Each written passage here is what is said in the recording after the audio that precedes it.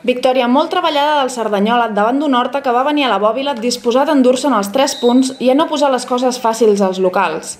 Els barcelonins van dominar els primers 15 minuts de joc, creant diverses ocasions que el porter local Coca va resoldre sense problemes. Al minut 24, el Cerdanyola s'avançava al marcador després d'una jugada i centrada de Hassen per la banda dreta, que Ramon va rematar al fons de la porteria de Marc. Era l'1-0. A partir d'aquest moment, el Cerdanyola va entrar en el partit, acostant-se en perill a la porteria visitant. Ramon de falta, Hassen en un contraatac i Mellado van poder fer pujar el segon al marcador durant la primera part. A la represa, tot i que el Cerdanyola portava la iniciativa, va ser l'Horta qui va equilibrar el marcador després d'un mal refús de Coca al minut 65.